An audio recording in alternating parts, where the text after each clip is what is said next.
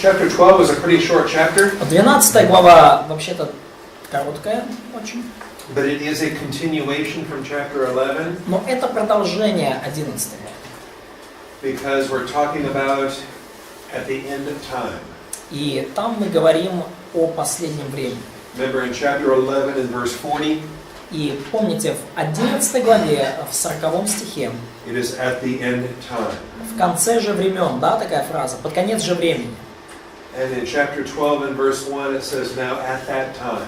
И в 12 главе, 1 стихе говорится, что восстанет в то время Михаил. Michael, the great prince who stands guard over the sons of your people. Михаил, князь великий, стоящий за сынов народа твоего. He will arise. Он восстанет. And there will be a time of distress such as never occurred before. И наступит время тяжкое, какого не бывало с тех пор. Since there was a nation until that time. Как существуют люди до сего времени. So the tribulation of Israel is a unique period, never happened before. И скорбь великая в Израиле — это уникальный период, такого никогда еще не случалось. And will never happen again. И никогда не случится снова. And we have this kind of language in Daniel, in Revelation. И такого рода язык мы видим в книге Даниила, мы видим его же в книге Откровения, In Jeremiah and Ezekiel. в книге Иеремия, в книге Иезекииля.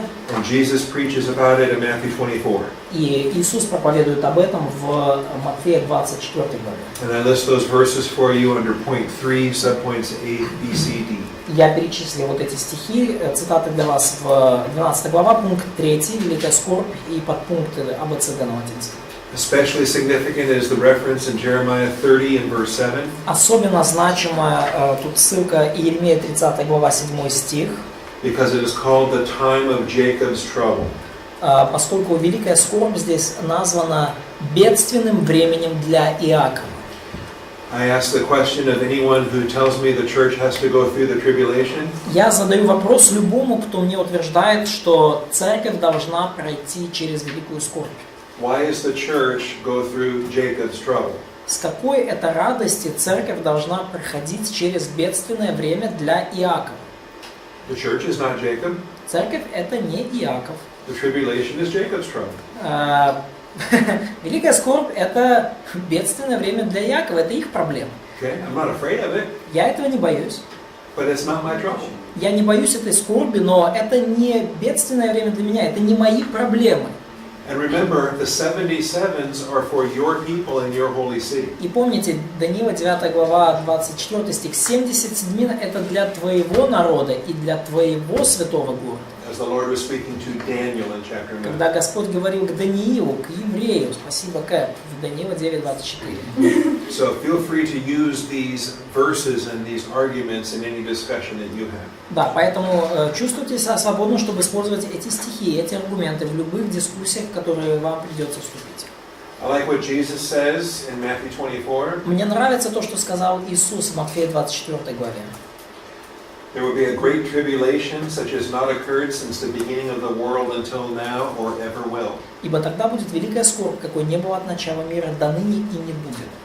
And this is the passage where he promises to cut the days short. И в этом же отрывке, в соседнем стихе, Иисус обещает сократить немножко эти дни. And this, because the warfare has the capacity to possibly exterminate the human race. Поскольку война будет настолько ожесточенной, что будет возможным уничтожение всего человечества. But God does not allow that to happen. Но Бог не позволит этому случиться. And so Jesus Christ comes early. Поэтому Иисус Христос придет раньше. Before day number 1260. Day one. 1260. Да. Remember the 3.5 years. Да, то есть до 2300, до 1260 дня. До того, как эти дни исполнятся, чуть раньше будет. 42 months of 30 days each. Помните, да, 42 месяца по 30 дней каждый. This is the time, times, and half a time. Это времена, время и полувремя. But because he cuts it short, we don't know how short. Но поскольку Иисус сократит те дни, мы не знаем, насколько Он их сократит. Is it 10 days short? На 10 дней сократит, 20 days? на 20 дней сократит. We don't know. Мы не знаем. Okay. And so they have to be alert. Поэтому евреям нужно быть на And the one who страже, на endures to стреме, the end will be saved. бодрствовать. And the one who endures to the end will be saved. И всякий претерпевший спасется. Претерпевший же до конца спасется. Okay, so it is a unique day. Поэтому это уникальный день. Notice there are those that are going to. Verse 2 talks about resurrection. Стих 2 говорит про воскресение из мертвых. Даниила 12:2. It talks about two resurrections. Говорится здесь о двух воскресениях. Resurrection of life and a resurrection of disgrace. Воскресение для жизни вечной и воскресение для вечного поругания и посрамления. It's also spoken of in John chapter 5 and in Revelation chapter 20. Также говорится об этом в Иоанна 5 главе и в Откровении 20. You will have already had this with resurrections and judgments. У вас уже был курс по судам и наградам, rewards and judgments. Rewards and judgments, okay. Because the resurrection of life is at the beginning of the millennium, and the resurrection of death is at the end of the millennium. И вы, наверное, помните оттуда, что воскресение жизни случится в начале тысячелетнего царства, а воскресение посрамления и поругания в конце тысячелетнего царства. And in verse 3 we're told that there will be people who have insight. И в 3 стихе мы читаем о том, что будут в то время разумные люди, люди с пониманием происходящей ситуации. And they're going to shine brightly during this time of darkness. И они будут сиять, как светило на небе во время этого темного очень времени. The tribulation will be the darkest time humanity has ever faced. Поскольку Великая Скорбь будет самым темным временем, через которое когда-либо проходило человечество. But believers with Bible teaching will shine forth with the greatest insight ever. Но верующие, обладающие библейским учением, будут сиять светом величайшим, да, как звезды во веки навсегда. Очень заметно будет. Okay. A lot of people write a lot of books about verse 4. Многие люди пишут книги о 4 стихе. Gabriel is telling Daniel to go ahead and seal up his words in a book. Говорит Даниилу, чтобы ты, Даниил, сокрыл слова сии и запечатал книгу сию. And it says, many will go back and forth and knowledge will increase. До последнего времени многие прочитают ее и умножится ведение. And a lot of attention gets paid to those words. И очень много внимания уделяют этим словам.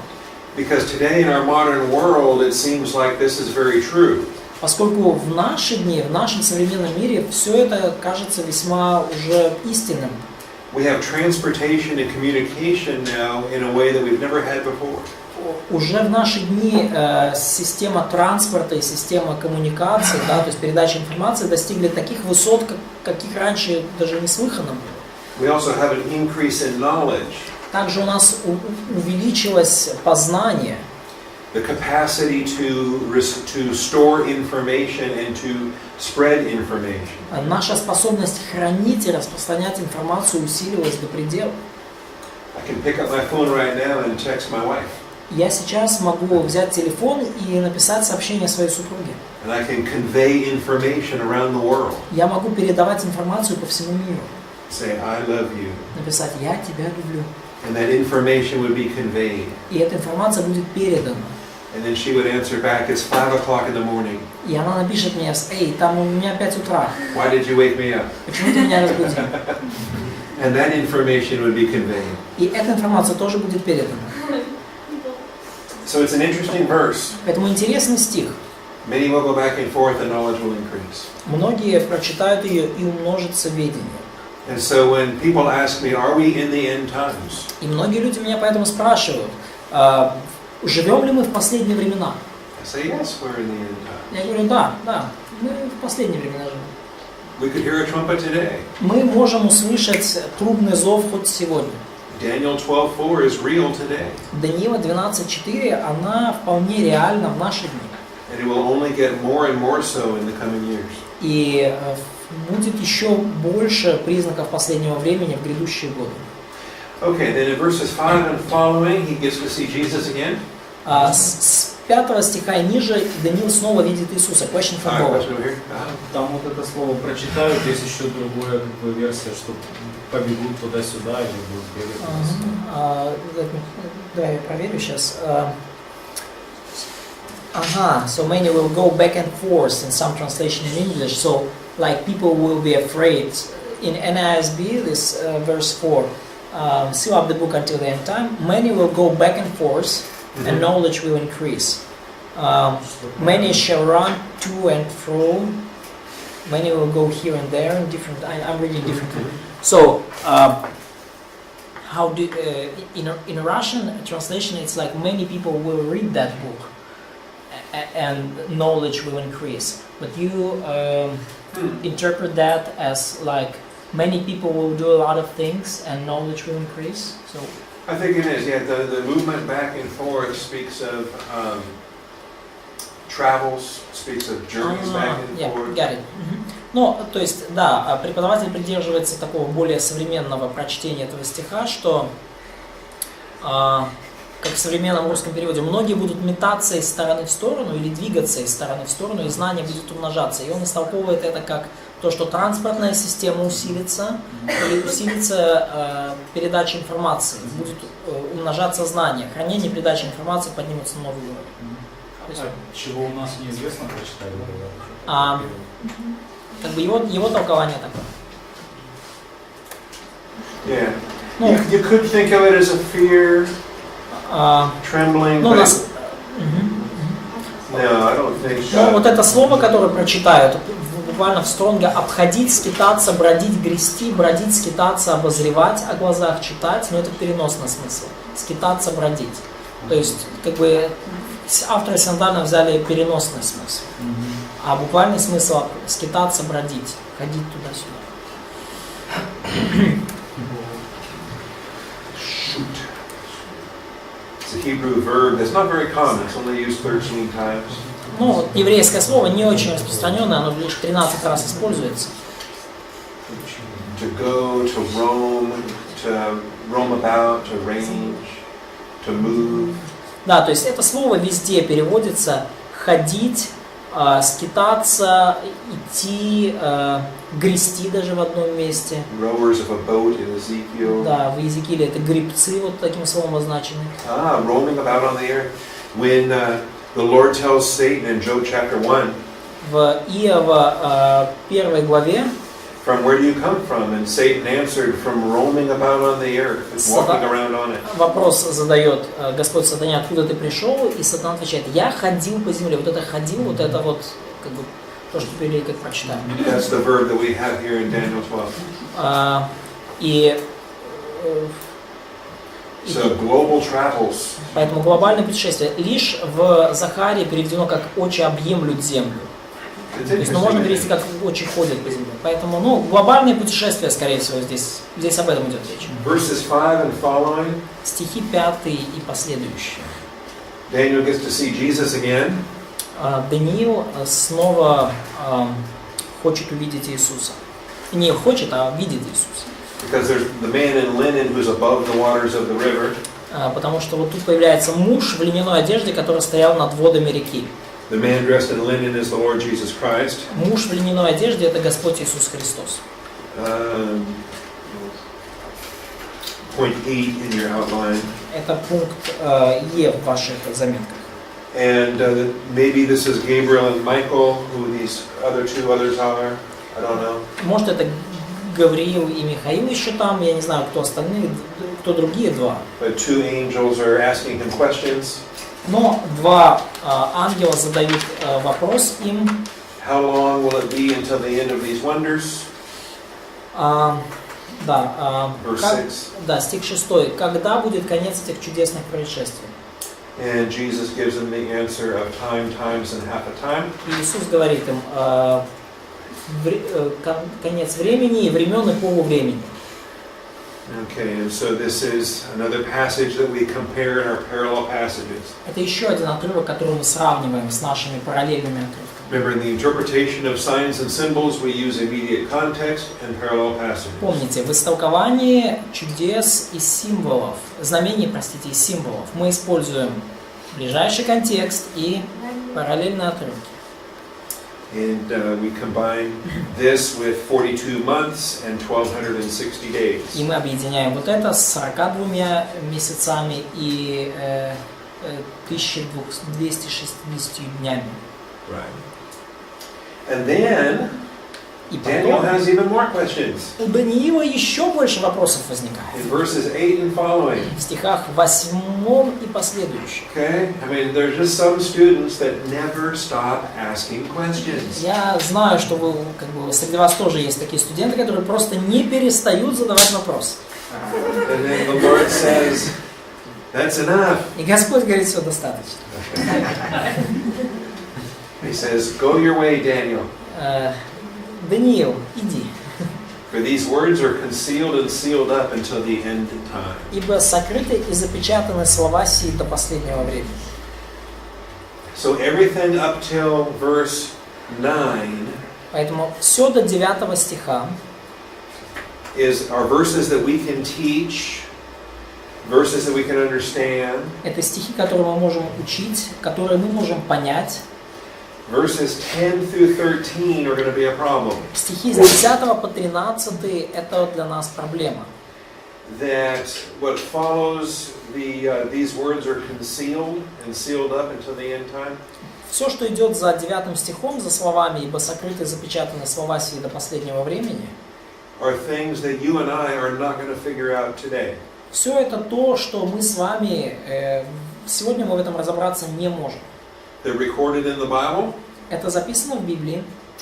And they will be helpful to the believers that are surviving the tribulation. И каким-то образом это будет полезно для евреев, для верующих, которые переживут великую скорбь. It says, many will be purged, purified, and refined, but the wicked will act wickedly, and none of the wicked will understand, but those who have insight will understand. Сказано, что многие очистятся, убелятся и переплавлены будут, нечестивые же будут поступать нечестиво, и не уразумеет сего никто из нечестивых, а мудрые уразумеют. And then we have numbers in verse 11 and in verse 12. И потом в 11 и 12 стихе мы видим числа, Including a number of 1,290. включая число 1335. That's 30 days greater than this. Это на 1330. So we have, сначала мы видим число 1290, что на 30 дней больше 1260. And then in verse 12 we have 1,335. Это в 11 стихе, а в 12 мы видим 1335. Which is another 45 days beyond that. Это еще на 45 дней больше. Okay? And they're mentioned in these verses, but they're not explained. То есть эти даты, не даты, а эти числа упомянуты в этих стихах, но не разъяснены. We have immediate context and no help. У нас есть ближайший контекст, и там у нас в этом ближайшем контексте никакой помощи для нас не наблюдается. We look for parallel passages. Мы смотрим параллельные отрывки, No help. и здесь тоже никакой помощи мы не находим. There are no parallel passages. Параллельных отрывков этому нет. Search the Bible all you want. Исследуйте Писание сколько хотите. And the numbers there in verse 11 and verse 12 you don't find anywhere else. И числа, которые в 11-12 стихе, вы их не найдете больше нигде. So we can speculate. И поэтому мы можем, конечно, выдвигать догадки, We can guess. мы можем выдвигать предположения, We can form some opinions. мы можем какие-то мнения формировать на этот счет. I have lots of У opinions. меня их много, как вы уже заметили. Okay. And you may have your own opinions. И у вас могут быть какие-то свои собственные мнения. Now, we can make some guesses. Мы, конечно, можем что-то предположить тут. And in point 9, И в пункте 9, subpoint C, подпункт С, there are events scheduled for 30 days and 75 days after the tribulation. я привел вот такое небольшое возможное расписание событий, как бы 30 и 75 дней после скорби. Daniel does not have a complete explanation. Даниилу не дано полного объяснения. And we don't have a complete explanation. И у нас этого полного объяснения нет. We can use logic and think about some things. Мы можем использовать логику и поразмышлять о некоторых вещах. In Daniel 2:35, Даниила 2:35 we read that the wind will blow away the dust of the Gentile empires. говорится, что вот сейчас Ветер унесет прах языческих империй. After the rock smashes the toes and the whole statue crumbles, После того, как камень ударит в этот истукан, да, по пальцам истукана, и вся эта конструкция повалится, Daniel 2:35 says the wind blows away the dust. Даниил дальше говорит, что ветер разнесет пыль. So maybe that's a 30-day time period? Может быть, как раз-таки 30 дней понадобится именно на это. I don't know. Я не знаю. Okay. It will also take time to conduct the judgment of Gentiles and the judgment of Israel. Также потребуется время, чтобы совершить суд над язычниками и над Израилем. You've had the resurrections and judgments. У вас уже был курс награды, Judgments and rewards. да, Okay. награды и суды. So you know about Ezekiel 20 and the judgment of Israel. То есть вы знаете про Иезекииля 20 главу, про суд над Израилем. That could take some time. Это может занять некоторое время. The sheep and goat judgment. Суд овец и козлов. That's the judgment of living Gentiles in Matthew 25. То есть суд над живущими в то время выжившими язычниками, который описан в Матфея 25 главе. That might take some time. Это тоже может занять некоторое время. I don't know. Я не знаю. Okay. Also, there's a temple in the book of Ezekiel. И также описан храм в книге Иезекииля. It's described in Ezekiel chapter 40 through 48. Он описан в Иезекииле с 40 по 48 главу. That's a huge temple. Огромный храм. In fact, it's so big it does not fit on today's geography. Он на самом деле настолько здоровенный, что он даже в нынешнюю географию Иерусалима не вписывается. There will be changes to the geography of Jerusalem. И география Иерусалима, по-видимому, должна как-то поменяться. Mount Zion will be lifted up and will be broadened in a wider way. Гора Сион должна, вы помните, там расколоться, и как-то вот пространство должно расшириться, чтобы этот храм там... And there will be a source of water that will flow east and west from the new temple. И будет какой-то новый источник воды, который потечет на восток и на запад от храма.